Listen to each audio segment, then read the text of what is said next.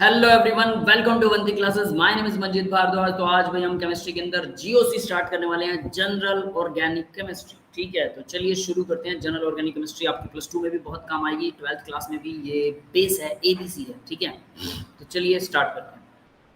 Electron displacement in organic compounds. ठीक है, जो आपके नोट्स हैं ये अवंती के ही नोट्स हैं, नो वरी अबाउट दिस। ये नोट्स भी मैं अपलोड कर दूंगा, आपको एक शीट मिलेगी, उस शीट के अंदर क्लिक करके आप अपने नोट्स चेक कर सकते हैं, डाउनलोड कर सकते हैं। ठीक है, लेक्चर भी देख सकते हैं, ये आपको पहले से बता दिया गया होगा, है ना। फिर भी किसी बच्चे को प्रॉब्लम आती है तो भाई वो मुझे मैसेज कर सकता है, और मैं आपको बता देता हूँ। एक bit.ly/manjwesir।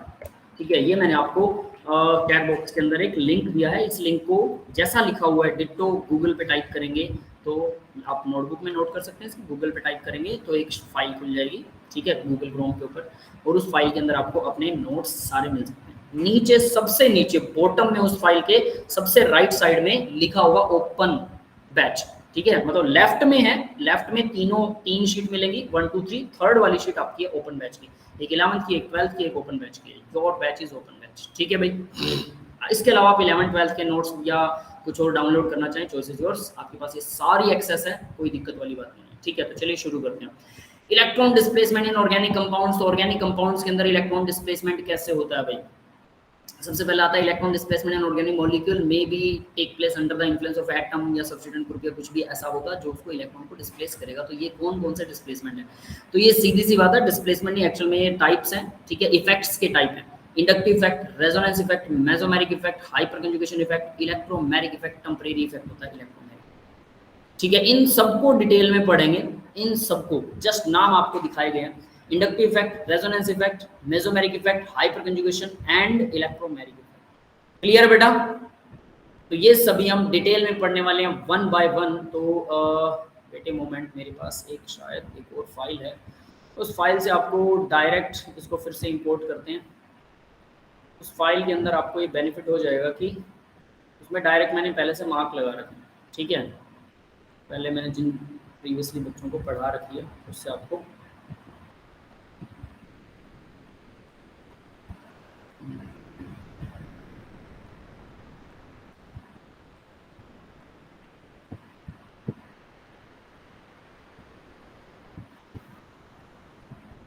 चलिए, इससे आपको करवाएंगे, ज़्यादा बेनिफिशियल होगा आपके लिए। ठीक है, मुझे मार्क नहीं लगाना पड़ेगा, डायरेक्टली हम आपको टीच कर सकते हैं। पहले पेज पर तो यहाँ किसी चीज़ का मार्क वैसे नहीं लगा। देखिए अब इंडक्टिव इफेक्ट, ठीक है, resonance effect, mesomeric effect, hyper conjugation और इलेक्ट्रोमेरिक इफेक्ट। ये 4-5 इफेक्ट होते हैं। Hyper electromeric effect, temporary effect है, जस्ट नेम है। तो सबसे पहले शुरू करते हैं इंडक्टिव इफेक्ट। क्या होता है इंडक्टिव इफेक्ट? इंडक्टिव इफेक्ट के भी 2 टाइप आएंगे आगे, है ना, एक पॉजिटिव एक नेगेटिव। तो इंडक्टिव इफेक्ट देखिए क्या चीज़ है।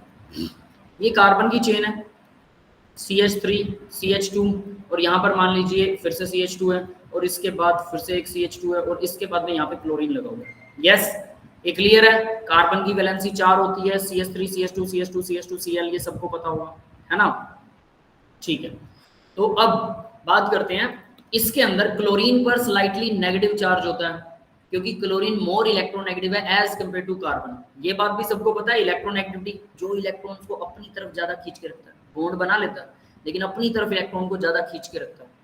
केमिकल बॉन्ड है, कोवेलेंट बॉन्ड है, दोनों शेयर करते हैं एक एक इलेक्ट्रॉन। लेकिन क्लोरीन क्या करती है? क्लोरीन पावरफुल है, तो इसलिए पावरफुल मतलब ज्यादा इलेक्ट्रोनेगेटिव, इसलिए दोनों इलेक्ट्रॉन जो शेयर किए हुए हैं वो क्लोरीन अपनी तरफ खींच लेती है थोड़े से ज्यादा, जिससे क्लोरीन के पास इलेक्ट्रॉन ज्यादा हो जाते हैं हल्के से, तो हल्का सा नेगेटिव चार्ज, तो कार्बन पर आएगा हल्का सा पॉजिटिव चार्ज। नेक्स्ट, कार्बन भी थोड़ा सा पॉजिटिव चार्ज फील करता है, स्लाइटली पॉजिटिव, मतलब ये डबल स्लाइटली नहीं है, ये कम कम 2 बार कम हो गया। और तीसरा कार्बन भी slightly positive, triple slightly positive feel करता है। चौथे कार्बन पर फीलिंग होती है लेकिन वो ना के बराबर होती है। यस, क्लियर है सबको? तो फोर्थ वाला कार्बन कुछ फील नहीं कर रहा। इसे ऐसे लगाइए आप, यहाँ पर हम एक सिंपल, हमने एक क्या बोलते हैं, आग जला रखी है। ठीक है, ये आग जली हुई है, यहाँ पर एक बच्चा बैठा है आग के ऊपर। ठीक है, एक स्टूडेंट यहाँ पर बैठा है, दूसरा एक स्टूडेंट यहाँ पर बैठा है। सर्दियों के दिन चल रहे हैं, गर्मियाँ मत समझना। तीसरा स्टूडेंट यहाँ पर बैठा है, और फोर्थ स्टूडेंट जो है वो यहाँ पर बैठा है। तो देखो भी पहला स्टूडेंट अपने हाथ सेकेगा बड़े आराम से, इसको तो पूरा आग मिल रही है, दूसरा स्टूडेंट इसको भी इफेक्ट मिल रहा है, तीसरे को भी कुछ हद तक इफेक्ट मिल रहा है, लेकिन चौथा जो वो सर्दी से कांप रहा है। क्लियर है? यानी फोर्थ वाले को आग का कोई इफेक्ट नहीं है। यस, क्लियर है बेटा? तो फोर्थ कार्बन के ऊपर ये जो इफेक्ट होता है, इंडक्टिव इफेक्ट होता है, वो जीरो माना जाता है। ठीक है भाई, तो ये कुछ ऐसे वर्क करता है, जैसे बीरबल की खिचड़ी वाली, अकबर बीरबल वाली स्टोरी आप लोगों ने सुनी होती है ना, तो बीरबल की खिचड़ी के जैसा ये ऐसा इफेक्ट होता है। 3 कार्बन तक ये इफेक्टिव होता है, फोर्थ तक नहीं होता है, इसे बोलते हैं इंडक्टिव इफेक्ट। अब यहाँ कार्बन पर आया पॉजिटिव, ठीक है, क्लोरीन पर आया नेगेटिव। ठीक है भाई, तो अगर मान लीजिए इसका रिवर्स हो जाए, कार्बन पर नेगेटिव आए, क्लोरीन पर पॉजिटिव आए, तो वो इससे ये 2 तरह का इफेक्ट बन जाएगा। ठीक है, कौन से 2 तरह का, तो वो भी बात करेंगे। जैसे Mg जोड़ दिया हमने, Mg पॉजिटिव, तो मैग्नीशियम क्या होता है, इसमें पॉजिटिव चार्ज होता है, स्लाइटली पॉजिटिव, क्योंकि मैग्नीशियम क्या करेगा, इलेक्ट्रॉन डोनेट करेगा। तो अगर इलेक्ट्रॉन डोनेट करेगा, मैग्नीशियम मेटल है, मेटल इलेक्ट्रॉन डोनेट करना चाहती है, मैग्नीशियम पर आएगा पॉजिटिव, कार्बन पर आएगा नेगेटिव, दूसरे कार्बन पर डबल स्लाइटली नेगेटिव, तीसरे तक इफेक्ट जाता है, लेकिन यहाँ इन्होंने सिर्फ 2 तक दिखाया, इसलिए मैंने आपको ये मेंशन करके शो किया, ये 3 कार्बन तक इफेक्ट। तो ये कार्बन पर पॉजिटिव भी हो सकता है, नेगेटिव भी हो सकता है। ठीक है, इसी को बोलते हैं इंडक्टिव इफेक्ट। यस बेटा, इंडक्टिव इफेक्ट सबको क्लियर है? Is this clear to everyone? ठीक है ना, सभी को इंडक्टिव इफेक्ट समझ में आ गया? यस अदिति बेटा बोलिए, क्या डाउट आपका?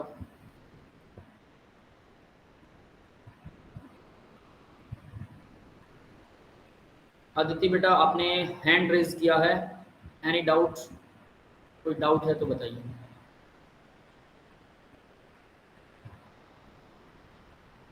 नहीं है कोई डाउट? मुझे लग रहा बाय मिस्टेक कर दिया है ना, चलो कोई बात नहीं, अब आगे देखते हैं। हेलो। हाँ बेटा बोलो। ओ ओके, आवाज नहीं आ रही थी शायद आपकी। मतलब Mg पे आपने बोला अभी पॉजिटिव साइन है और क्लोरीन पे नेगेटिव साइन है, तो वो CH2 पे क्यों होगा? थोड़ा सा आपने जो बोले इफेक्ट, वो क्लोरीन पे हो जाएगा तो न्यूट्रल हो जाएगा। नहीं बताता हूँ बेटा, देखो मैग्नीशियम की वैलेंसी 2 होती है, Mg, यहाँ क्लोरीन, यहाँ पर कार्बन जुड़ा हुआ है CH2, ठीक है, और इसके पीछे मान लो ये CH3 जुड़ा हुआ है। तो मैग्नीशियम क्या होता है, दोनों इलेक्ट्रॉन, मैग्नीशियम इलेक्ट्रोपॉजिटिव है, ये क्लोरीन को अपना इलेक्ट्रॉन, क्लोरीन ज्यादा इलेक्ट्रोनेगेटिव, अपना इलेक्ट्रॉन क्लोरीन की तरफ दे देगा, क्लोरीन पर स्लाइटली नेगेटिव। इधर से कार्बन और मैग्नीशियम में कौन इलेक्ट्रोनेगेटिव है, कार्बन इलेक्ट्रोनेगेटिव ज्यादा है मैग्नीशियम से, मैग्नीशियम तो मेटल हो गया, वो तो इलेक्ट्रॉन डोनेट करने की टेंडेंसी रखेगा, तो ये इधर से भी डोनेट कर देता है, इधर से भी डोनेट कर देता है, और दोनों तरफ ही थोड़ा थोड़ा डोनेट करके रखता है, इसलिए इसने इलेक्ट्रॉन डोनेट कर दिया, इस पर आ गया पॉजिटिव, और इधर क्लोरीन पर भी नेगेटिव और इधर कार्बन पर भी स्लाइटली नेगेटिव आएगा। यस क्लियर है? यस। अब अगर आप ये सोच रहे हो कि इस पे स्लाइटली नेगेटिव, इस पे स्लाइटली नेगेटिव, तो 2 स्लाइटली नेगेटिव हो गया, डबल हो गया, तो बेटा यहाँ पर 2 स्लाइटली पॉजिटिव होता है। ठीक है, बट हम क्योंकि 2 डबल भी उसका इतना कम होता है कि हम उसको सिर्फ स्लाइटली पॉजिटिव ही दिखाते हैं। ठीक है, तो ये कुछ ऐसे होता है। ओके, तो भाई अब आगे बढ़ते हैं, है ना। तो देखिए अब इंडक्टिव इफेक्ट परमानेंट इफेक्ट होता है, जब तक इसके साथ बॉन्ड रहेगा तब तक ये रहेगा, सारे इफेक्ट परमानेंट है, सिर्फ ये इलेक्ट्रोमैग्नेटिक इफेक्ट को छोड़कर, ठीक है, बाकी सभी इफेक्ट परमानेंट है। और चैप्टर का नेम जीओसी है बेटा, इसका नेम फिजा बेटा, जीओसी जनरल ऑर्गेनिक केमिस्ट्री। राजा ने पूछा व्हाट इज पोलराइजेशन? पोलराइजेशन होता है बेटा जब डाइपोल बनता है, ये पोलराइजेशन ही चल रही है, देखिए स्लाइटली नेगेटिव स्लाइटली पॉजिटिव, क्या हुआ, 2 पोल बन गए, है ना, डाइपोलर, डाइपोलर 2 पोल, है ना, एक पोल बना पॉजिटिव, एक बना नेगेटिव, तो नेगेटिव पोल और पॉजिटिव पोल, इसे डाइपोल बोल देते हैं, या फिर आप इसे अकेला पोलर बोल सकते हैं। तो ऐसे मॉलिक्यूल्स को डाइपोलर या पोलर, सिंपल पोलर भी बोल सकते हैं, जिसमें पोल हो, कौन से पोल, 2 पोल हो, ठीक है, 2 पोल कौन से हो, एक पॉजिटिव वाला हो और एक नेगेटिव वाला, 2 पोल्स हो, उनको बोलते हैं डाइपोलर या फिर पोलर। ठीक है, और इसी को बोलते हैं पोलराइजेशन। जो है वो क्या होता है, अगर किसी एक मॉलिक्यूल पर पॉजिटिव चार्ज और दूसरे पर नेगेटिव है, तो उनके इलेक्ट्रॉन्स जो स्प्रेड हो जाते हैं, फैल जाते हैं, इस प्रोसेस को बोलते हैं, जिसके पास नेगेटिव चार्ज है उसके इलेक्ट्रॉन स्प्रेड होते हैं, इस प्रोसेस को बोलते हैं पोलराइजेशन, और उसमें पोलराइजेबिलिटी और पोलराइजिंग पावर भी होती है। ठीक है, वो हम कभी फिर डिस्कस करेंगे, लेकिन ये पोलर मॉलिक्यूल्स के नाम से ऐसे ही चलता है। ठीक है, तो अब आगे देखते हैं। तो ये परमानेंट इफेक्ट है, it is distance dependent, distance बढ़ता जाएगा, जैसे जैसे मैंने आपको बोला वैसे वैसे इसका इफेक्ट कम होता जाएगा, है ना। It is operated through the sigma bond not pi bond. ये पाई बॉन्ड के थ्रू नहीं, सिग्मा बॉन्ड के थ्रू ही होता है। जितने भी सिंगल बॉन्ड होते हैं सब सिग्मा बॉन्ड होते हैं। अगर कोई डबल बॉन्ड है उसमें एक सिग्मा और दूसरा पाई। अगर कोई ट्रिपल बॉन्ड है उसमें भी एक सिग्मा, सिग्मा एक ही मिलेगा, ठीक है। किसी भी बॉन्ड में सिग्मा तो पक्का मिलेगा। सिंगल है तो एक सिग्मा है, खत्म। डबल है तो एक सिग्मा दूसरा पाई, ट्रिपल है तो एक सिग्मा और दो पाई, और ट्रिपल से ज्यादा आपके सिलेबस में है नहीं, ठीक है। That is it.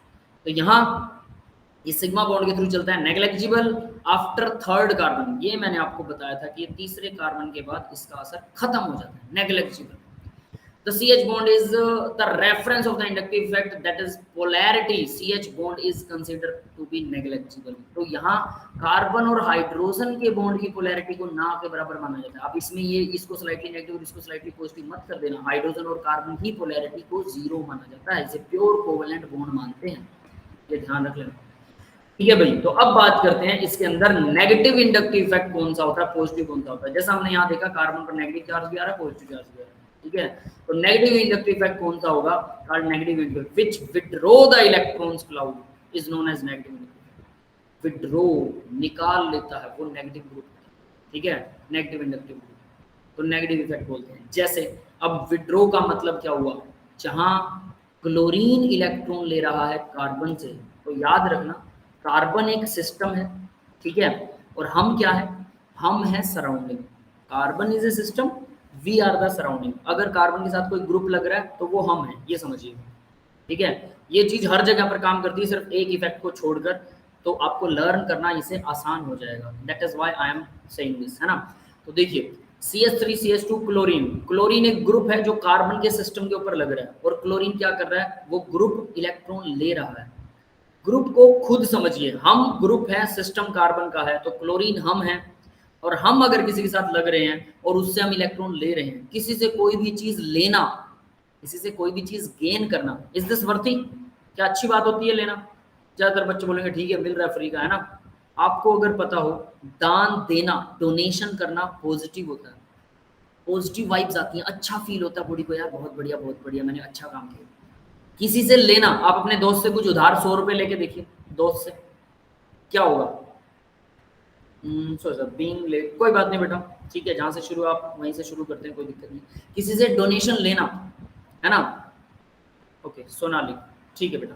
तो देखिए किसी से डोनेशन लेना, आप किसी से डोनेशन ले रहे हैं, वो नेगेटिव है पॉजिटिव, वो नेगेटिव है। क्यों, आप किसी दोस्त से 100 रुपए उधारे लीजिए, डोनेशन नहीं ले रहे, 100 रुपए आपको दे नहीं रहा दोस्त, बस उधारे ले लीजिए। 100 रुपए आज उधारे लिए, कल आप उसको वापस कर दीजिए। और मान लीजिए कि आपके पास एक बाइक है, आपका दोस्त पता है क्या बोलेगा, मुझे तेरी बाइक चाहिए। आप अपने दोस्त को मना नहीं कर पाएंगे क्योंकि उसने कल आपकी हेल्प की थी, इवन आपने उसको पैसे वापस दे दिए, फिर भी थोड़े टाइम के लिए कुछ रखना किसी का कितना नेगेटिव होता है कि हमें अपनी लगभग 1 लाख रुपए की बाइक हमें उस दोस्त को देनी पड़ेगी 100 रुपए के चक्कर में। वो तेल भी फूक के आएगा, शायद ज्यादा फूक के आए तेल, वो 50 रुपए का तेल लगाया, राउंड लगाया इधर उधर, और उसके बाद हमें ऐसा कैसा दे दिया। हमने उसके 100 रुपए पूरे के पूरे वापस किए थे, याद रख लेना, लेकिन उसने हमारा कुछ ना कुछ नेगेटिव दिया है, और हमारी बाइक का तेल भी घिसा, हमारी बाइक का तेल भी यूज किया, प्लस उसके टायर भी घिसे, इंजन भी घिसे, और शायद वो खड्डों वड्डों में इतना केयरफुली भी ना चला रहा हो जितना हम चलाते हैं। तो देखा, एक 100 रुपए लेकर वापस देने का इफेक्ट आप समझ गए होगे, किसी से कुछ लेना कितना नेगेटिव होता है। किसी दोस्त के पार्टी खा लीजिए, आप किसी दोस्त से पार्टी ले रहे हैं, 10 दिन बाद वो बोलेगा मैंने तेरे को पार्टी दी थी, वो हो सकता है 100 रुपए की पार्टी खिलाए, लेकिन आपको किसी होटल में ले जाए और 1000 रुपए का बिल बिठा दे, समझ गए, और वो 100 रुपए का एहसान दिखा देगा। इसलिए किसी से लेना कितना नेगेटिव है, यानी डोनेशन लेना नेगेटिव एनर्जी को बढ़ाता है, आप उसके काम के नीचे दब जाएंगे, अब आपको उसकी बात माननी पड़ेगी। और किसी को डोनेट करना पॉजिटिव होता है, कल को हम उस पर हक दिखा सकते हैं, वैसे दिखाना नहीं चाहिए, that is the bad thing, but दिखा सकते हैं, that is the power of donation. तुमने इतना दिया था भाई तेरा, आज तू मुकर रहा है, तो डोनेशन की पावर, इसलिए डोनेट करना अच्छा होता है, डोनेशन लेना बुरा होता है। यहाँ क्लोरीन हम हैं, अगर हमें इलेक्ट्रॉन मिल रहे हैं, क्लोरीन खींच रहा है इलेक्ट्रॉन कार्बन से, इसलिए नेगेटिव, क्लोरीन पे नेगेटिव आ रहा है, negative inductive effect, that's it. समझ में आया भाई नेगेटिव इंडक्टिव इफेक्ट क्या है? कार्बन की चेन से इलेक्ट्रॉन कोई ले रहा है, उसको डोनेशन मिल रही है, negative inductive, that is negative, ठीक है। अब मैग्नीशियम क्या कर रहा है, हम ग्रुप है मैग्नीशियम, हम कार्बन को इलेक्ट्रॉन दे रहे हैं, ये पॉजिटिव इंडक्टिव इफेक्ट होगा। अगर ग्रुप पर पॉजिटिव चार्ज आता है मतलब उसने इलेक्ट्रॉन दिए, जो इलेक्ट्रॉन डोनेट कर रहा है वो बड़ा होता है, डोनर बड़ा होता है, ठीक है। तो जो डोनेट कर रहा है पॉजिटिव, इसलिए वो पॉजिटिव है, और जो ले रहा है केमिस्ट्री भी उसे मानती है, जो एक्सेप्ट कर रहा है वो नेगेटिव है ना। बेटा एनसीईआरटी का चैप्टर नहीं है ये, एनसीईआरटी का चैप्टर नहीं है ये जनरल ऑर्गेनिक केमिस्ट्री है। जितनी भी ऑर्गेनिक केमिस्ट्री है एनसीईआरटी के अंदर, उन सब के चैप्टर्स को के अंदर जो बेसिक चीजें हैं उन सबको उठा के आप लोगों को एक जगह पर इकट्ठा पढ़ाई जाएगी। दीज आर द नोट्स, आपको यहीं से करना है, और ये +2 में भी काम आएगी, 12th क्लास में, ठीक है, तो ध्यान रखिएगा। तो ये आपको उसमें नहीं मिलेगा। अब आगे देखिए, लेकिन ये काम हर जगह आएगा बेटा। तो ये सारी चीजें अब आपको समझ में आ गई, नेगेटिव इंडक्टिव इफेक्ट। अब देखिए decreasing order of negative inductive effect. तो यहाँ कुछ ग्रुप्स दे रखे हैं, NR3 पॉजिटिव लगा हुआ है, मतलब ये क्या करेगा, ये नेगेटिव इंडक्टिव इफेक्ट है ना, नेगेटिव मतलब हमें इलेक्ट्रॉन मिल रहे हैं, तो पॉजिटिव है तो ये कार्बन से इलेक्ट्रॉन छीनेगा। जितने भी पॉजिटिव चार्ज वाले हैं वो कार्बन से इलेक्ट्रॉन छीनते हैं, तो ये तो तीनों पॉजिटिव, इनकी सबसे ज्यादा पावर होती है इलेक्ट्रॉन छीनने की।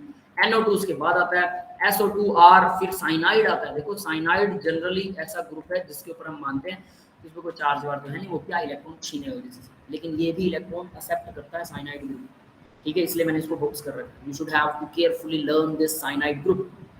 फिर उसके बाद एल्डिहाइड है, फिर कार्बोक्सिलिक एसिड है। ये ग्रुप्स आप सभी ने कर रखे हैं, aldehyde, carboxylic acid, fluorine, chlorine, bromine, iodine, फिर OR ईथर होता है, OH alcohol group, triple bond वाला ग्रुप NH2, बेंजीन वाला ग्रुप, डबल बॉन्ड वाला ग्रुप, और लास्ट में हाइड्रोजन। यस, ये सारे आसान नाम हैं, ये शुरू वाले आपको शायद थोड़े से टिपिकल लग सकते हैं, और याद रखना ये ऑर्डर आपको याद करना है, ये ऑर्डर याद करना है। क्या कह रहा हूं पता है, ये ऑर्डर याद करना है, इसको लिख कर देखना है एक बार, ताकि माइंड में ये छप जाए। कुछ दिन 2-3 दिन इसको रिवाइज करेंगे, अच्छे से याद हो जाएगा। फिर जब एग्जाम में बैठते हैं तो कंपैरिजन करना आसान हो जाता है, हमें लर्न ना रहे भले ही, लेकिन हमें याद आ जाता है कि NR3 था पहले, फिर SR2 था, फिर NH3 था पोस्ट, फिर NO2 था, है ना। साइनाइड कहीं बीच में आता है। फ्लोरीन, क्लोरीन, ब्रोमीन, आयोडीन, हमें पता फ्लोरीन सबसे ज्यादा इलेक्ट्रोनेगेटिव एलिमेंट है, तो सबसे ज्यादा तो यही इलेक्ट्रॉन छीनेगा, तो इंडक्टिव इफेक्ट यही दिखाएगा। सेम एज इट इज अब बात आती है पॉजिटिव इंडक्टिव इफेक्ट, दूसरा टाइप।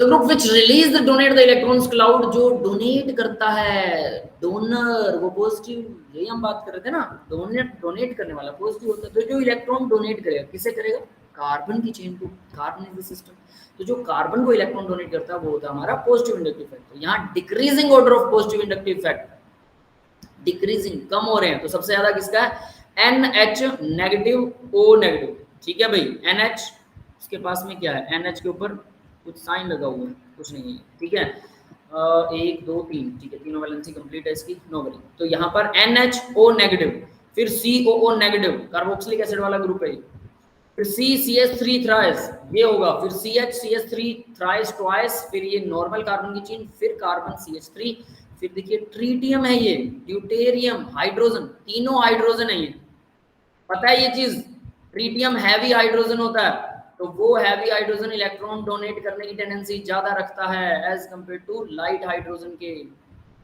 क्लियर है भाई, ये सबको समझ में आ गया बेटा। और ये ग्रुप्स मैं आप लोगों से फेयरली जानना चाहता हूँ, आपको ग्रुप समझ में आ रहे हैं ना, CH3 थ्राइस, इसका मतलब पता है क्या होता है, कार्बन का आता है सबको, ठीक है, ओके। तो ये ऑर्डर भी आपको याद करना है भाई, ये दोनों ऑर्डर हैं लर्न के। और एक चीज और क्लियर कर देता हूँ, अगर आपके टीचर्स ने किसी ने क्लियर नहीं की तो मैं आपको क्लियर कर देता हूँ साफ साफ। 9th-10th के अंदर आप लोगों का छोटी सी साइंस होती थी, इतनी सी बुक थी, और उस बुक को आपको 1 साल में पूरा करना होता था। यहाँ पर बुक बहुत बड़ी है, सिलेबस बहुत बड़ा है, और टाइम 1 साल ही है, तो डेफिनेटली यहाँ लर्निंग पावर ज़्यादा करनी पड़ेगी, मेहनत ज़्यादा करनी पड़ेगी। किसी भी क्लास में आप चले जाएं, चाहे आप आर्ट्स लीजिए, कॉमर्स लीजिए, साइंस लीजिए, आप बच्चे नहीं रहे हैं, अकॉर्डिंग टू साइंस अब आप ग्रो हो चुके हैं और आप बर्डन सहन कर सकते हैं, अब आप मेहनत कर सकते हैं, उभरते हुए सितारे हैं आप हमारे देश के, है ना। तो अब आप मेहनत कर सकते हैं, गवर्नमेंट भी मानती है, तो इसलिए अब आप बच्चों की तरह 10th क्लास वाला थोड़ा थोड़ा लर्न नहीं करना है, अब ज़्यादा लर्न करना है, तो ज़्यादा टाइम देना पड़ेगा, इसलिए वर्कलोड बढ़ जाएगा सभी सब्जेक्टों का। तो कितना करें ये भी आपको क्लियर कर देता हूँ। जैसे कि आपके डेली 2 लेक्चर लगते होंगे, है ना, 2 क्लासेस, तो 2 क्लासेस जिन भी सब्जेक्ट की हम लोग लगा रहे हैं, तो वो क्लास लगाने के बाद उस क्लास के क्वेश्चन आंसर आपको करने हैं। Question answer in the sense मतलब हम आप लोगों को एक शीट देंगे, ठीक है, आपके डीपीपी में और उसमें आपको मॉड्यूल्स में शीट मिल जाएगी, ठीक है, उसी स्लाइड और उसी शीट के अंदर। तो वहाँ जो आपको शीट मिलेगी उसको आप उसके अंदर आपको क्वेश्चन आंसर मिलेंगे। तो हर रोज आपको, जैसे मैं केमिस्ट्री का कुछ करवा रहा हूँ, तो केमिस्ट्री के लिए आपको हर रोज लेक्चर लगने के बाद, केमिस्ट्री और फिजिक्स मान लो 2 लेक्चर लगे, लेक्चर के बाद स्कूल में आप जा रहे हैं, कहीं और जा रहे हैं, ट्यूशन जा रहे हैं, whatever you are doing, कोई फर्क नहीं पड़ता, थ्योरी हर जगह वैसी ही रहेगी। आपको लिख कर वो क्वेश्चन आंसर सोल्व करने हैं हर रोज। कितना? कम से कम 3 घंटे, मैक्सिमम 4.5 घंटे। 4.5 घंटे से ज्यादा नहीं, मिनिमम 3 आवर। तो 3 आवर कई बार नहीं होता, तो आप 2 घंटे से शुरू कीजिए। 1 घंटा आपने फिजिक्स का होमवर्क कर लिया, लिख कर नोटबुक और पेन से। ओरल जो पढ़ रहे हैं ये वैलिड नहीं है, ये मान्य नहीं है। ये मैं पढ़ा रहा हूँ ओरल, आप देख रहे हैं, तो ये तो सिर्फ थ्योरी होगी। जब तक लिख कर नहीं करेंगे, आपकी मसल मेमोरी नहीं बनती है, आपकी मसल आपके ब्रेन को बताती है, और तो वो ज्यादा अच्छा याद हो जाता है, ज्यादा देर तक याद रहता है। और बहुत सारा मटेरियल और बहुत लंबे टाइम तक याद रखना, तो डेफिनेटली हमें मसल मेमोरी तो बनानी पड़ेगी। तो मसल से दिमाग तक जो बात पहुंचती है, लंबे टाइम तक बात पहुंचती है। इसलिए जो भी याद किया उसे लिख कर देखिए। 1 घंटा केमिस्ट्री, 1 घंटा फिजिक्स या मैथ या बायो, जो भी आपका वट एवर का सब्जेक्ट, 2 सब्जेक्ट, यानी डेली कम से कम 2 घंटे से आप लोग मेहनत करना शुरू कीजिए। और फिर 2 से 3 पर लेके आइए।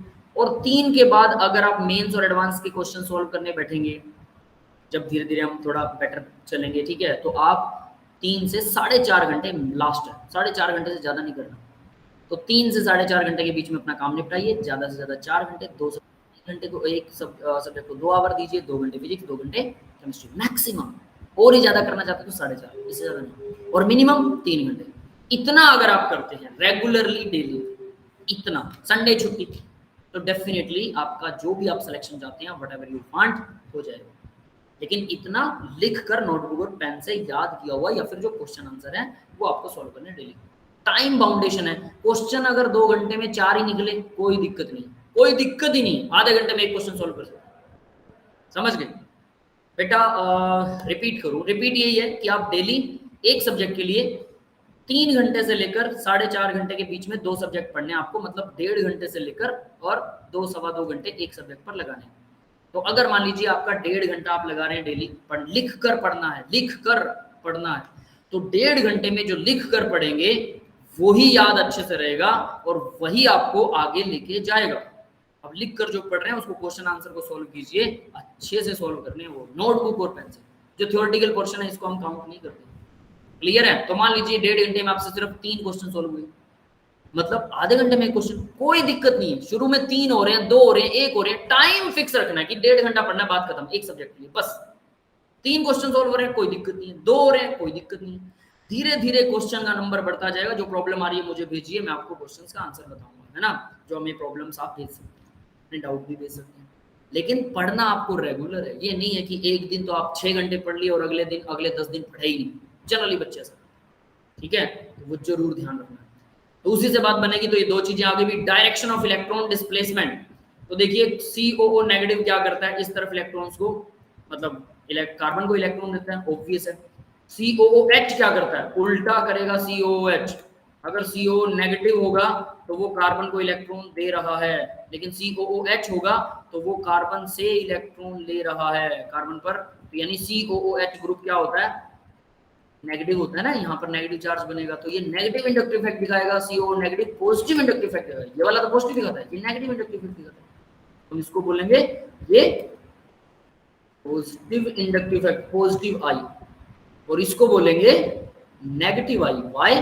क्योंकि ये इलेक्ट्रॉन ले रहा है कार्बन की चेन से, तो ये नेगेटिव आई, ठीक है। फिर इसके बाद तीसरा देखिए, यहाँ अगर CH3 C double bond O लगा हुआ है, इस तरफ CH3 है, ये भी C डबल बॉन्ड हुआ है, तो C डबल बॉन्ड इसको, ये दोनों चेनें इस तरफ इलेक्ट्रॉन दे रही है, इस ग्रुप को इलेक्ट्रॉन दे रही है, इधर से भी ये इस तरफ इलेक्ट्रॉन दे रही है, ठीक है। तो ये डायरेक्शन इन्होंने दिखा रखी है कि कैसे इलेक्ट्रॉन, ऑक्सीजन इलेक्ट्रॉन अट्रैक्ट करता है, तो ऑक्सीजन इस कार्बन से करेगा, कार्बन इस कार्बन से करेगा, इधर वाले कार्बन से भी करेगा, ये वाला ऑक्सीजन इस कार्बन से करेगा, इस कार्बन से, और ये दोनों ऑक्सीजन इस तरह से अट्रैक्ट करेगा। ये डायरेक्शन दिखा रही है और कुछ नहीं।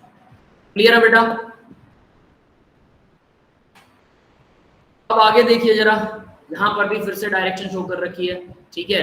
NO2 अगर ग्रुप लगा हो तो NO2 ग्रुप के ऊपर नाइट्रोजन पर पॉजिटिव चार्ज होता है, ऑक्सीजन डबल बॉन्ड होता है और एक ऑक्सीजन होता है नेगेटिव चार्ज, तो ओवरऑल न्यूट्रल होता है ये।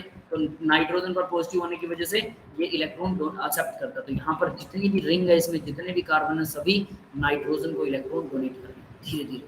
तो ये डायरेक्शन दिखा रखी है इसमें, आपको जस्ट इसको बना के देखना कि ऐसे इलेक्ट्रॉन डोनेट होते हैं। सेम NO2 यहाँ लगा हुआ है और एक COOH ONA लगा हुआ है, ये तो इलेक्ट्रॉन डोनेट करता है। COO नेगेटिव, देखिए COO नेगेटिव है, ये Na पॉजिटिव बस से चिपका हुआ है, तो ये तो इलेक्ट्रॉन डोनेट करेगा, पूरी रिंग को डोनेट करेगा। और ये रिंग जो है इलेक्ट्रॉन यहाँ से एक्सेप्ट करेगी, पूरी रिंग इधर से इलेक्ट्रॉन एक्सेप्ट करेगी, ठीक है। सेम एज इट इज इसके अंदर है, तो ये यहाँ पर भी किस तरह से ये इफेक्ट होता है। CH3 इलेक्ट्रॉन डोनेटिंग होता है, ये याद रखना भाई, CH3 इलेक्ट्रॉन डोनेटिंग होता है, हाइपर कंजुगेशन के थ्रू इलेक्ट्रॉन डोनेट करता है। तो ये कार्बन को इधर से मिल रहा है, इधर से मिल रहा है, इधर से मिल रहा है, ये कार्बन फिर इस कार्बन को देगा और ये कार्बन ऑक्सीजन को दे रहा है और ये वाला कार्बन भी ऑक्सीजन को दे रहा है। ऑक्सीजन मोस्ट इलेक्ट्रोनेगेटिव है, तो ऑक्सीजन छीन रही है भाई, सीधी सी बात है, ये छीनेगी, स्लाइटली नेगेटिव हो जाएगी, तो सबसे छीनेगी जितने भी आसपास इसके बैठे, ठीक है। फर्दर 7th में देखिए ये सारे इसी तरह से वर्क करेंगे। अब आपको इसका ओवरऑल आइडिया लग गया होगा, तो आप चेक कर सकते हैं सारे चीज। यस, क्लियर है बेटा, सबको ये समझ में आ गया इंडक्टिव इफेक्ट। ये सिर्फ शक्ल देखनी है इनकी, कुछ करना नहीं है, जब हम क्वेश्चन सोल्व करेंगे तब बेटरली आपको क्लियर होगा। आगे देखिए एसिडिक स्ट्रेंथ, तो एप्लीकेशन है भाई इंडक्टिव इफेक्ट की। हमने इंडक्टिव इफेक्ट तो समझ लिया कि कोई इलेक्ट्रॉन छीन रहा है, कोई डोनेट कर रहा है, ठीक है, पर इसके फायदे या नुकसान क्या है, एप्लीकेशंस क्या है, चलिए वन बाय वन इनकी एप्लीकेशन सुनते हैं। Acidic strength, presence of negative group, negative inductive group increase the acidic strength, acidic strength को इंक्रीज करता है, ठीक है।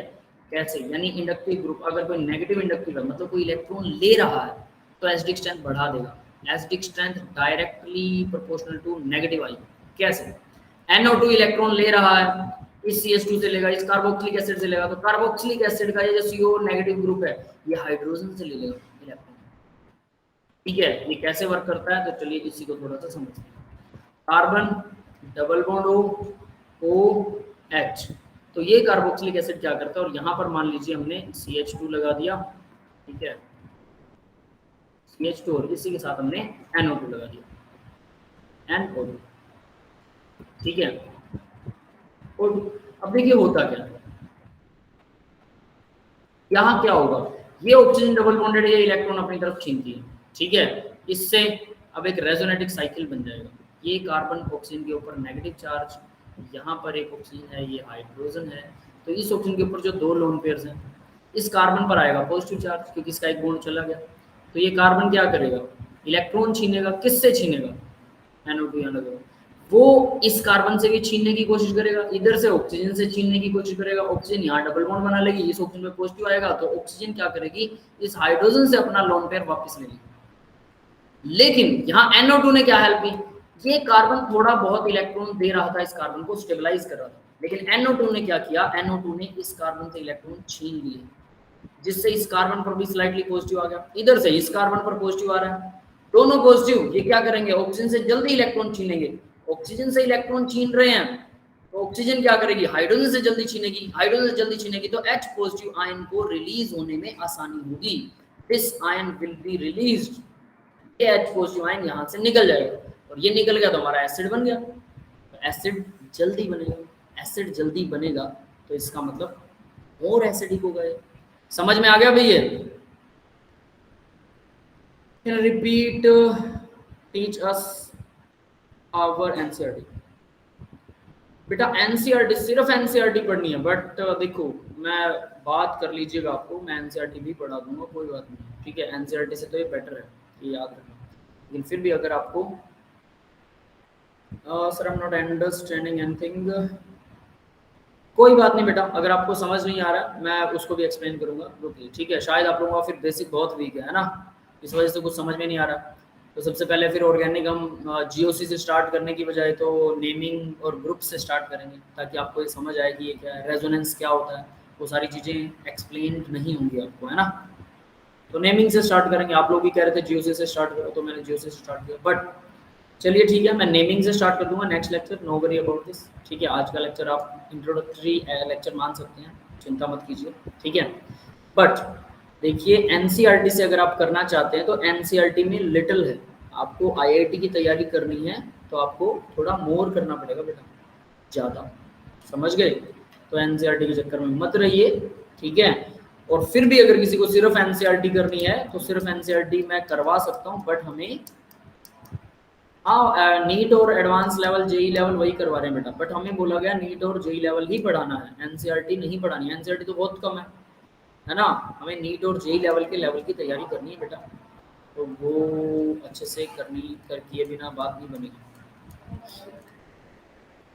आफ्टर योर एग्जाम, चलो ठीक है बेटा, एग्जाम के बाद देख लेंगे, वो कोई दिक्कत नहीं, ठीक है। अगर आप लोगों को लग रहा है तो बेसिक से स्टार्ट करेंगे, कोई बात नहीं, ठीक है। तो भाई कोई दिक्कत नहीं है, अगर आप लोगों को ये चीज़ समझ में नहीं आ रही, मैं समझ सकता हूँ ये चीज़ें कि अगर आपका बेसिक्स बहुत वीक है तो आपको रेजोनेंस ही नहीं आता, इन ग्रुप्स का ही नहीं पता है, तो फिर आप कुछ भी ये अंडरस्टूड नहीं कर पाएंगे कि क्या हो रहा है, ठीक है। तो कोई दिक्कत नहीं है, बस पहला पेज कुछ तो समझ में आया होगा, है ना, कि वो क्या होता है, या फिर और इजी चाहते हैं तो इसको और इजी भी कर देंगे, कोई बात नहीं। जीओसी को और इजी किया जा सकता है कि इंडक्टिव इफेक्ट क्या होता है, रेजोनेंस इफेक्ट क्या होता है, ये सारे डायरेक्ट आपको मैं डायरेक्ट भी बता सकता हूँ, ठीक है। It will work I know, ठीक है। चलिए कोई दिक्कत नहीं है, अगर आपको ये चीज़ें थोड़ी मुश्किल लग रही हैं, हो सकता है कि आपका बेसिक्स वीक है इस वजह से मुश्किल हो, मैं आपको एक और चीज़ फिर करवा सकता हूँ भाई, ठीक है। और भी हमारे पास इजी चीज़ें भी हैं, नो वरी, जिस लेवल पर करना चाहते हैं उस लेवल पर आपको समझाया जा सकता है, चिंता मत कीजिए, ठीक है।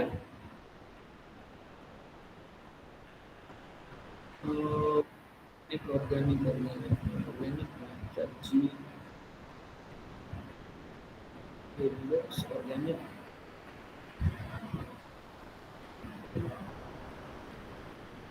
देखते हैं इसके अंदर क्या मिलता है, आप लोगों को ऑर्गेनिक डायरेक्ट फिर आसान तरीके से समझा देंगे, फिर और क्या है ना। लेट्स ये फाइल डाउनलोड हो रही है,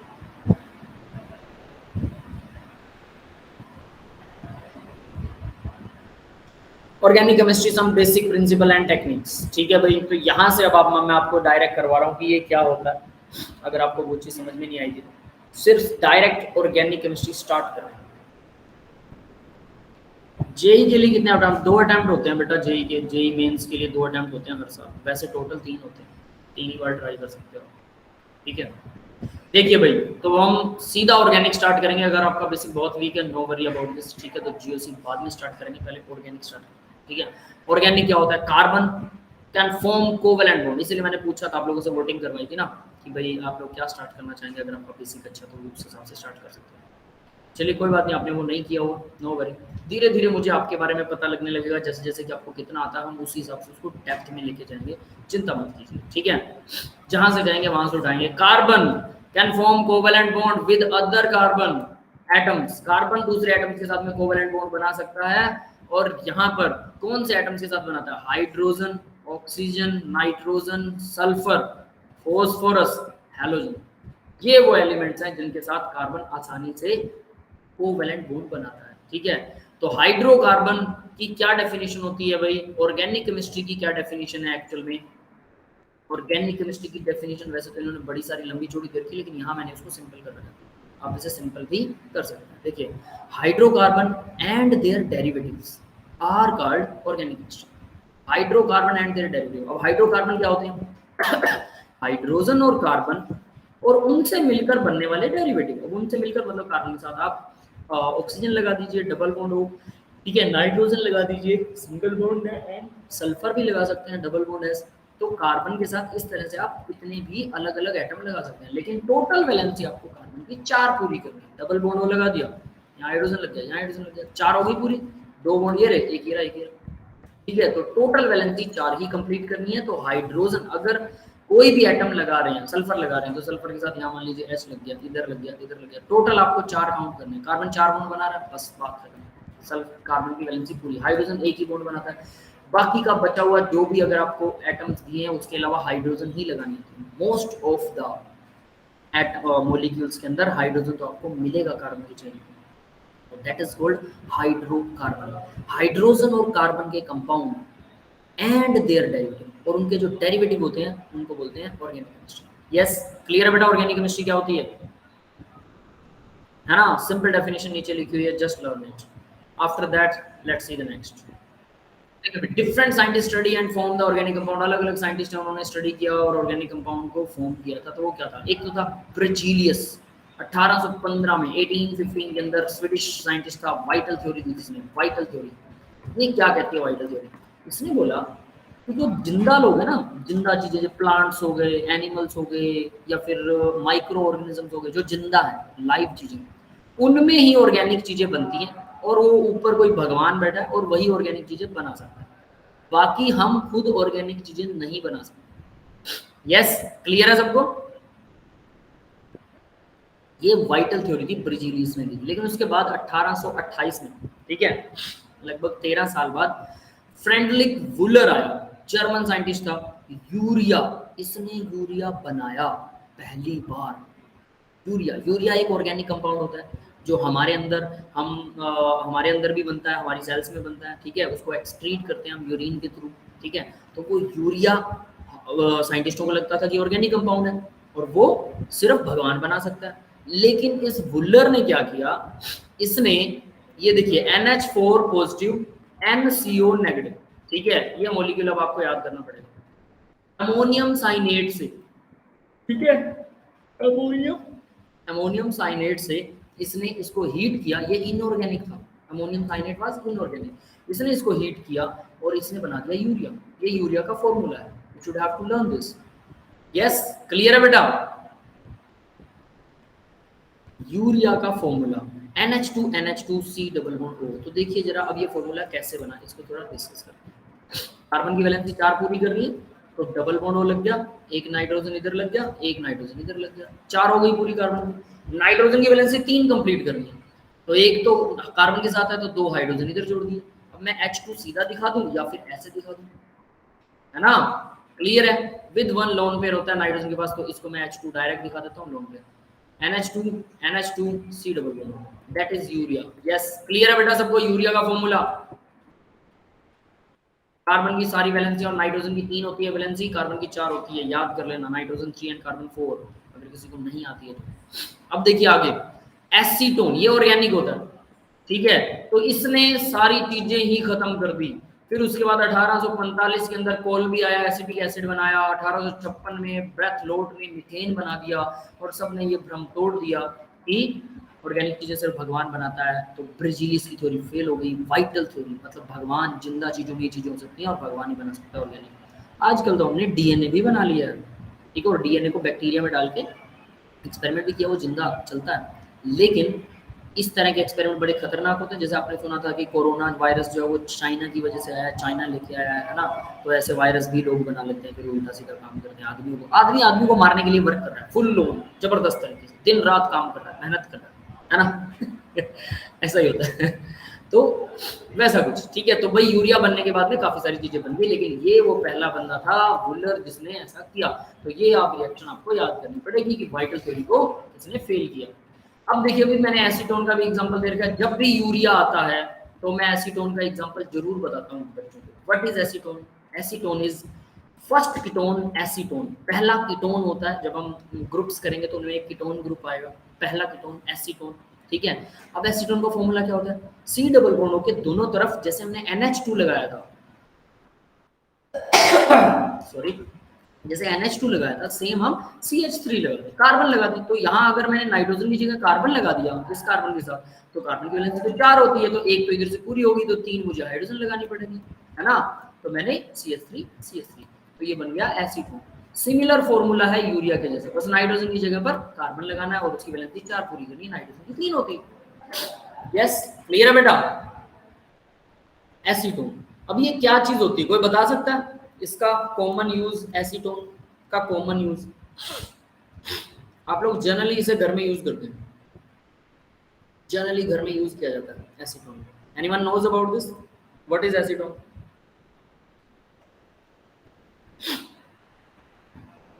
एसीटोन होता है nail polish remover, makeup product में यस यूज होता है नेल पॉलिश रिमूवर। जो भी हमारी बहनें, सिस्टर्स, मदर्स, है ना, वो जो नेल पॉलिश लगाती हैं, उसको रिमूव करने के लिए कि आज तो लाल डिजाइन बना लिया, कल हरा डिजाइन बनाएंगे, उल्टा सीधा, है ना, तो उसको रिमूव करते हैं वो लोग एसीटोन से। तो ये जनरली आपको मिल जाएगा, ठीक है, क्लियर है, सबने देखा होगा, सबने देखा होगा आपको, है ना।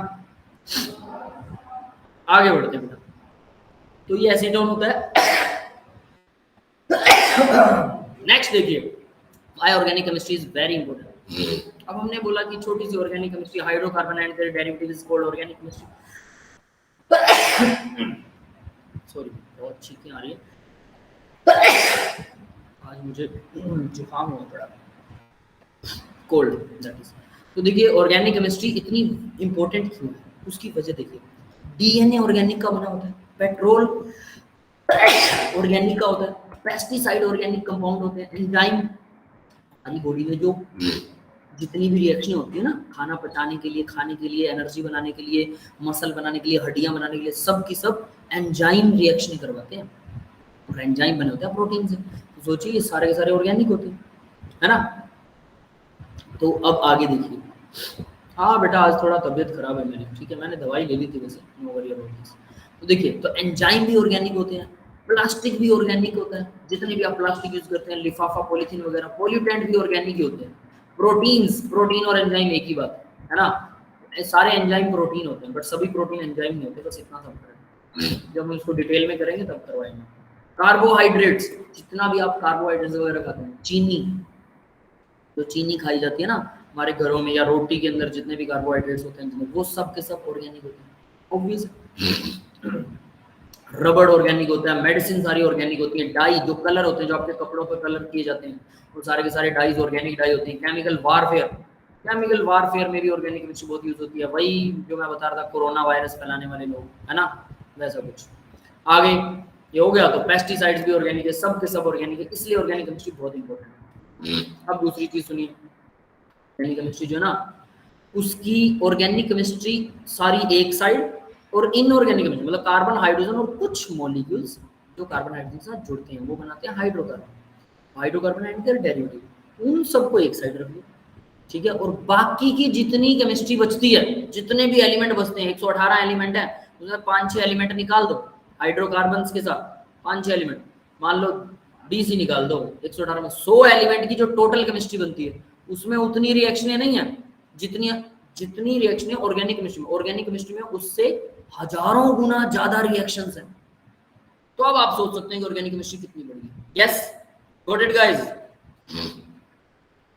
क्लियर है सबको, है ना, ठीक है।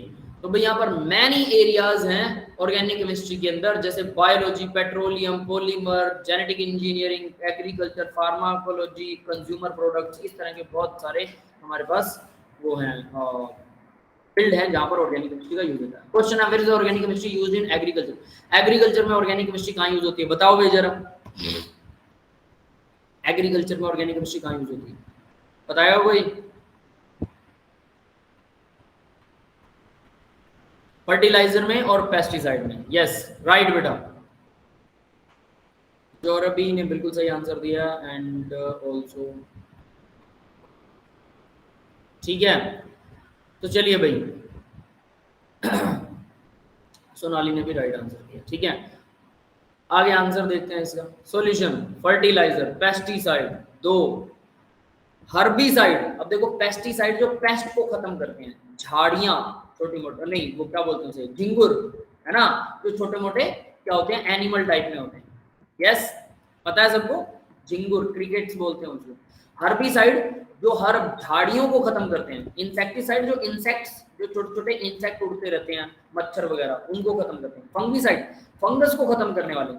साइड का मतलब मारना है, साइड, ठीक है। फर्टिलाइजर फायदा करते हैं, ग्रो करते हैं, लेकिन ये सब साइड का मतलब है मारने वाले। तो भाई पेस्टिसाइड, हर्बिसाइड, इंसेक्टिसाइड, फंगिसाइड, ये सब फंगस को मारने वाले, पेस्ट को मारने वाले, ये सब वो चीजें, ठीक है। अब आगे बढ़ते हैं बेटा, next characteristic of properties of organic compound. Organic compound की कैरेक्टर और प्रॉपर्टी देखिए। Organic compounds contain what, organic compound में कार्बन होता है, बिल्कुल होता है, हाइड्रोजन होता है, नाइट्रोजन होता है, ऑक्सीजन होता है, फास्फोरस होता है, सल्फर भी होता है। These all contains organic compound. देखो कार्बन और हाइड्रोजन तो मेन होते हैं, इसके अलावा नाइट्रोजन, ऑक्सीजन, फास्फोरस, सल्फर ये भी हो सकते हैं, ये थोड़े थोड़े अमाउंट में होते हैं, लेकिन कार्बन और हाइड्रोजन तो भर भर के होते हैं, भर भर के। और यही मैंने आपको बताया था, hydrocarbon and their derivative, derivative में क्या, नाइट्रोजन, ऑक्सीजन, फास्फोरस, सल्फर जैसे एलिमेंट भी आते हैं। ये है ऑर्गेनिक केमिस्ट्री की definition, study of hydrocarbon and their derivative. तो ऑर्गेनिक बिल्डिंग ब्लॉक्स क्या है भाई, CH, देखो C और H से तो हाइड्रोकार्बन बनते हैं, ये मैंने बता दिया। इसके बाद अगर ऑक्सीजन जोड़ दिया तो कार्बोहाइड्रेट और लिपिड बन जाएगा, इन्हीं कार्बन के कंपाउंड है, ये तो होगा ही होगा। इसमें अगर ऑक्सीजन और जोड़ देते हो, लंबी चेन बनाता है कार्बन, तो कार्बोहाइड्रेट और लिपिड बनेगा। नाइट्रोजन जोड़ देते हो, एमिनो एसिड और प्रोटीन बनेगा। सल्फर जोड़ते हो तो मोर एमिनो एसिड और प्रोटीन बनेगा। फॉस्फोरस जोड़ देते हो तो DNA, RNA, न्यूक्लिक एसिड बन जाएंगे, ठीक है। और इसके अलावा single atom iron, copper, magnesium for some proteins, कुछ प्रोटीन्स के लिए एक एक एटम भी बीच में डालना पड़ता है, ठीक है, आयरन वगैरह भी हो सकता है। तो इस तरह से मॉलिक्यूल्स बनते हैं। सोचिए, कार्बन की वैलेंसी 4 होती है, ये कार्बन खुद के साथ लंबी चेन बनाता है, हाइड्रोजन के साथ भी बहुत अच्छा बॉन्ड बनाता है, इस वजह से हाइड्रोकार्बन जो है वो ये वाला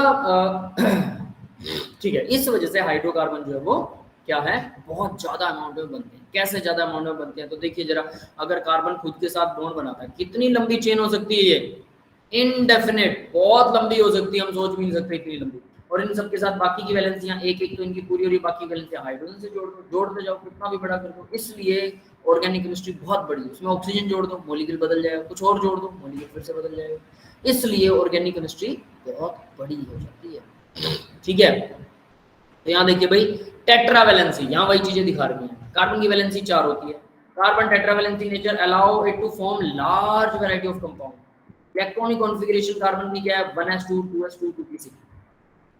यस, इलेक्ट्रॉनिक कॉन्फ़िगरेशन सबको आती है बेटा, ये तो आती होगी सभी को, है ना, ठीक है। कार्बन की आपको पता है 6 होता है atomic number, 1s2 2s2 2p2 होता है।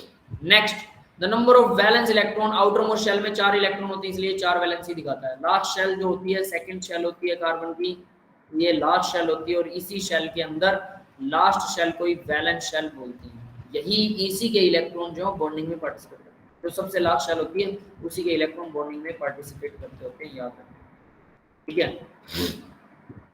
नेक्स्ट, तो obtain the noble gas configuration, valency of carbon is 4. 4 valency है कार्बन की, 4 बॉन्ड बना सकता है। The carbon has the valency of 4. It has the ability to bond with 4 other carbon atom, some other monovalent atom के साथ भी bond बना सकता है, और बहुत सारे बॉन्ड बना सकता है, इसी वजह से बहुत लंबी चेन बनाता है, ठीक है। आगे देखिए जरा, अब बात करते हैं हाइब्रिडाइजेशन इन सम ऑर्गेनिक कंपाउंड। तो भाई कार्बन की वैलेंसी 4 है, तो हाइब्रिडाइजेशन इसे दिखानी चाहिए sp3, ठीक है। हाइब्रिडाइजेशन निकालनी आती है सबको, बताइए जरा कैसे सोल्व करते हैं हाइब्रिडाइजेशन, आता है क्या सबको?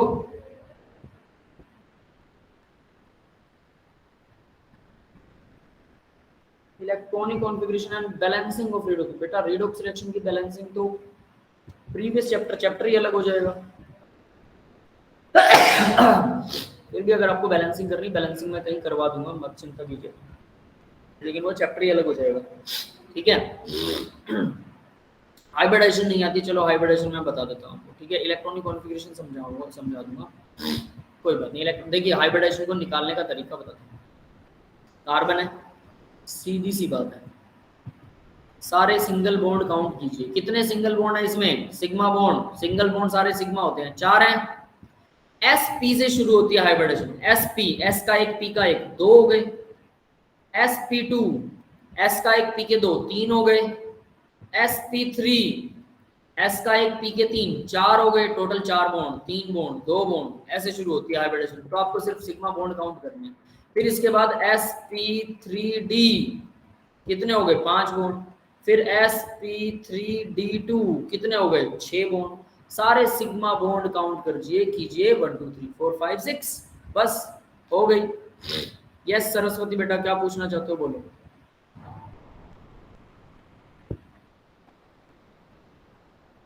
डाउट है कोई? ठीक है, आगे बढ़ते हैं। तो देखिए sp sp2, तो ये अब आपको समझ में आ गया, मतलब सिग्मा बॉन्ड काउंट करने, सब सिग्मा बॉन्ड। हाइब्रिडाइजेशन इतने ही तरह की होती है बस, ठीक है। तो हम यहाँ पर अब देखो बड़े आराम से करेंगे। देखिए ये कार्बन है, ये वाला कार्बन ले लिया मैंने, 4 सिग्मा बॉन्ड है, 1 2 3 4, तो हाइब्रिडाइजेशन कितनी हो गई, sp3।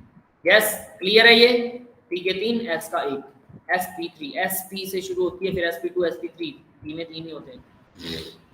ओके, बाय मिस्टेक, कोई बात नहीं बेटा। फिर इसके बाद इस कार्बन को लेते हैं, इसकी हाइब्रिडेशन 1 2 3 4, ये वाला बॉन्ड दोनों कार्बन में शेयर होगा, ये वाला याद रख लेना। तो इसकी हाइब्रिडेशन कितनी आ जाएगी, इसके भी 4 बॉन्ड है, चारों सिंगल बॉन्ड है, सिग्मा बॉन्ड है, sp की हाइब्रिडेशन। अब बात करते हैं नीचे वाले कंपाउंड, ये वाला। यहाँ देखिए ये कार्बन है, एक ये रहा सिग्मा बॉन्ड, एक ये रहा सिग्मा बॉन्ड, और एक डबल बॉन्ड है। 4 बॉन्ड है इसके, 4 ही होने चाहिए, एक डबल बॉन्ड है। तो डबल बॉन्ड में मैंने बोला था एक सिग्मा होगा और दूसरा पाई होगा, तो यानी एक सिग्मा। टोटल सिग्मा बॉन्ड कितने हो गए, 3।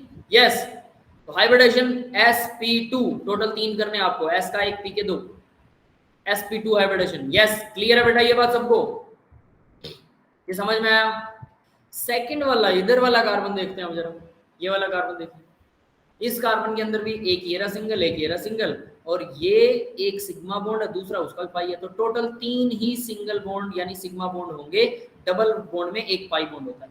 तो इसकी हाइब्रिडेशन कितनी हो जाएगी, इसकी भी 3 है, तो sp2 वही sp2, टोटल 3 बनाना।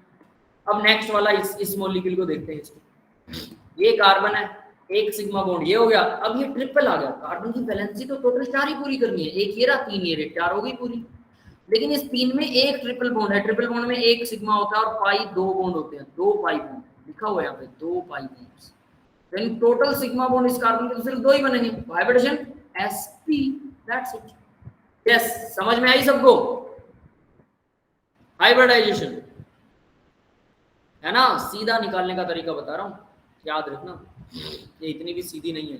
तो अब भाई सेकंड इस वाले कार्बन में देखते हैं, इसमें भी वही 2 पाई बॉन्ड है, इसको भूल जाओ, ये सिग्मा एक ये रहा और एक ये रहा, तो 2 सिग्मा बॉन्ड है, sp, इसकी भी sp, दोनों कार्बन की sp। हो सकता है दोनों कार्बन की अलग भी आ जाए, ये मत समझना कि हमेशा सेम ही होती है। तो आपको सिर्फ सिग्मा बॉन्ड काउंट करने हैं, पाई बॉन्ड हाइब्रिडेशन में पार्टिसिपेट नहीं करता, लोन पेयर करता है, ये भी याद रखना। लोन पेयर हाइब्रिडेशन में पार्टिसिपेट करता है।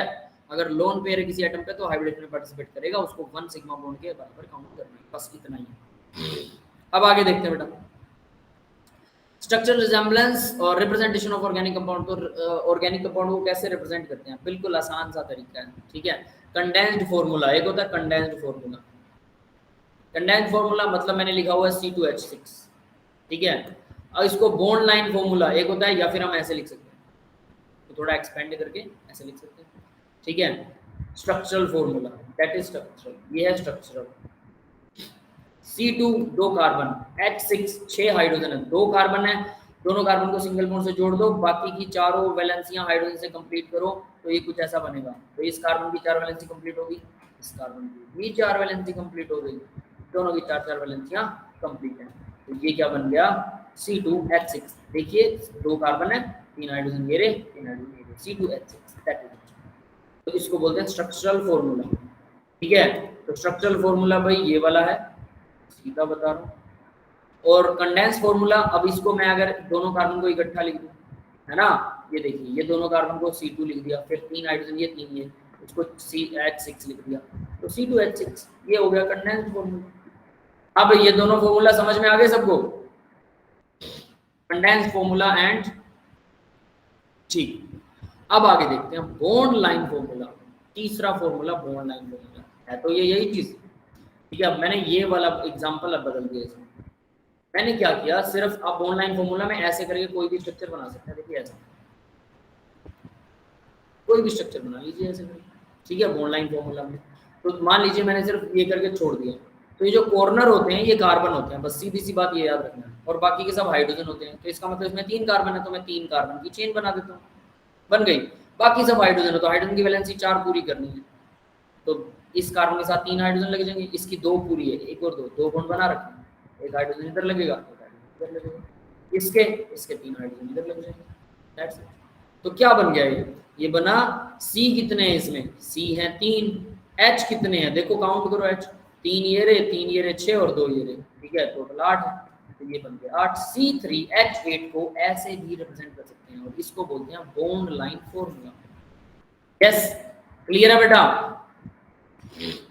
अब ये सारे फॉर्मूले ना आपको प्रैक्टिस करने पड़ेंगे, लिख के देखने पड़ेंगे, तब जाके समझ में आएगा। और ये जो बॉन्ड लाइन फॉर्मूला होता है, बाकी सब समझ में आ जाते हैं, ठीक है, लेकिन बॉन्ड लाइन फॉर्मूला को आपको काफ़ी ज़्यादा प्रैक्टिस करने के बाद में ही बनता है। ठीक है, साइक्लिक चेन ऑल्सो, हाँ साइक्लिक चेन भी बना सकते हो, कोई दिक्कत नहीं। आप ऐसे करके ये देखिए ऐसे साइक्लिक चेन बना दी, ट्राइएंगुलर साइक्लिक चेन बना, इसमें भी 3 कार्बन है, याद रखना। तो हम 3 कार्बन की चेन बनाएंगे, ये लो 3 कार्बन की चेन बन गई।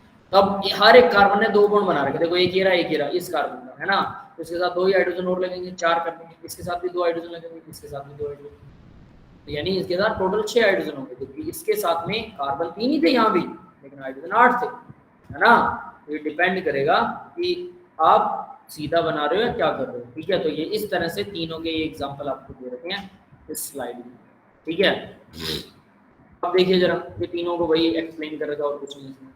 तो यहाँ पर अब बात आती है स्ट्रक्चरल फॉर्मूला। तो स्ट्रक्चरल फॉर्मूला, अगर कार्बन कार्बन में डबल बॉन्ड हो तो ये डबल बॉन्ड वाला फॉर्मूला देखिए, कार्बन कार्बन में डबल है, एक हाइड्रोजन इधर लग गया एक इधर, इस कार्बन की टोटल 4 वैलेंसी कंप्लीट हो गई, इस कार्बन की भी 4 वैलेंसी कंप्लीट हो गई, दैट्स इट, है ना। इथ एन, 2 कार्बन की चेन को इथ बोलते हैं और फिर पीछे एन लग जाता है, वो हम आगे पढ़ेंगे, अभी आप नाम पर ध्यान मत दीजिए। ठीक है, तो कार्बन में सभी सिंगल बॉन्ड है, कार्बन कार्बन में सिंगल बॉन्ड, बाकी के सारे हाइड्रोजन, इथेन बन गया। इथाइन, ये भी नाम बाद में देखेंगे, कार्बन कार्बन में ट्रिपल बॉन्ड है और एक एक हाइड्रोजन लगा, याद रखना ये एक एक हाइड्रोजन लगा हुआ, ये अलग मॉलिक्यूल। ठीक है, फर्दर मेथेनॉल, कार्बन के साथ एक ऑक्सीजन जुड़ा हुआ है, उसके साथ ऑक्सीजन की वैलेंसी 2 होती है, तो 2 एटम जुड़ेंगे, एक तो कार्बन जुड़ गया, एक हाइड्रोजन जुड़ गया।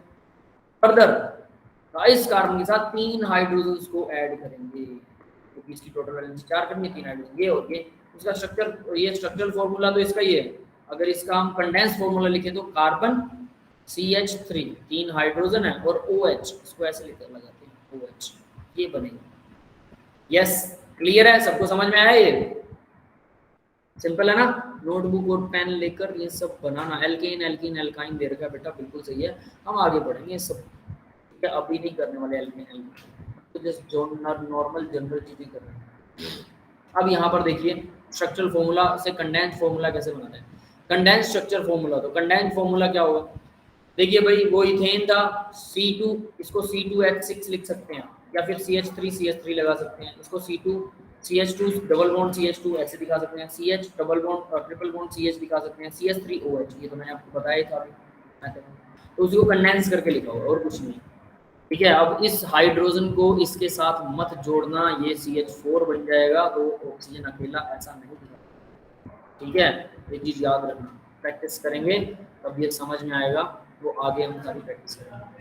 Now the another way of, अगर हम इसका नाम भी लिख सकते हैं, जिगजैग फैशन में भी बना सकते हैं,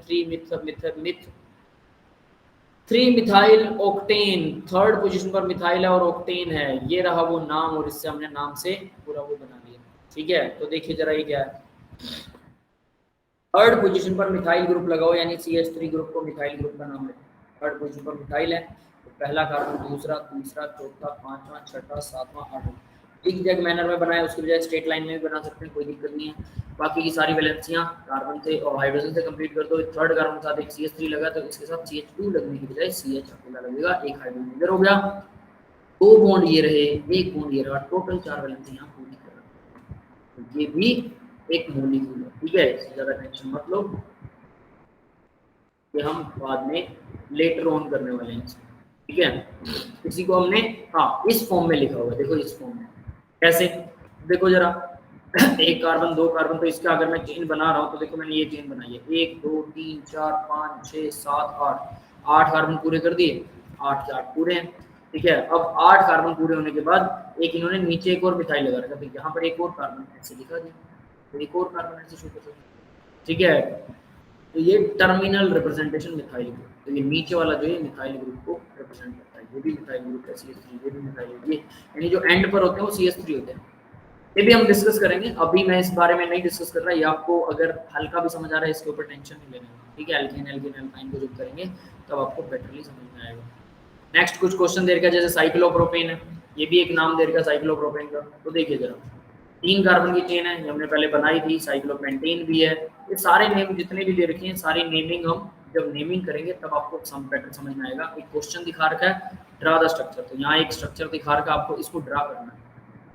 CH3 ये रहा, CH2 ये रहा, C डबल बॉन्ड O ये रहा, CH2 ये रहा, फिर से CH3 ये रहा। इस तरह से इसको स्ट्रक्चर को ड्रॉ कर सकते हैं। ये ड्रॉ करना तो आपको ये वाला एग्जांपल पे जरूर कीजिएगा, ठीक है। सेम फिर डबल बॉन्ड दे दिया तो इन दोनों के बीच में डबल बॉन्ड है, 2 कार्बन के बीच में डबल बॉन्ड लगा दिया, बाकी ये CH3 है, इसको CH3 दिखा दिया, CH डबल बॉन्ड CH, फिर CH2 CH2 CH2 CH3। यही चीज इसने CH2 को 3 बार लिख रखा है, तो यहाँ देखिए CH2 3 बार है, ठीक है। ये भी हम बाद में करने वाले हैं, नो वरी अबाउट दिस, ठीक है। और ये स्ट्रक्चर ये भी भाई क्वेश्चन है, तो मैं इसके अभी फचड़े में नहीं पढ़ना चाहता कि ये क्वेश्चन आपको नहीं आएंगे, ठीक है। तो इन क्वेश्चन आंसर को छोड़ दीजिएगा, हम पहले एल्कीन एल्कीन एल्काइन को पढ़ेंगे, ठीक है। नेक्स्ट लेक्चर के अंदर एल्कीन एल्कीन एल्काइन पढ़ेंगे। आज के लिए इतना काफी है, क्वेश्चन आंसर आप लीव कर सकते हैं। That's all for the today's lecture guys. Recording अब मैं ऑफ कर रहा हूँ, ठीक है। सिर्फ बेसिक्स करना याद रखना, आप सिर्फ ये वाला कीजिएगा जो हमने ऑर्गेनिक यहाँ से शुरू किया, GOC जो हमने शुरू में किया था उसको भूल जाइए, कोई दिक्कत नहीं, ठीक है। हम यहीं से स्टार्ट करेंगे।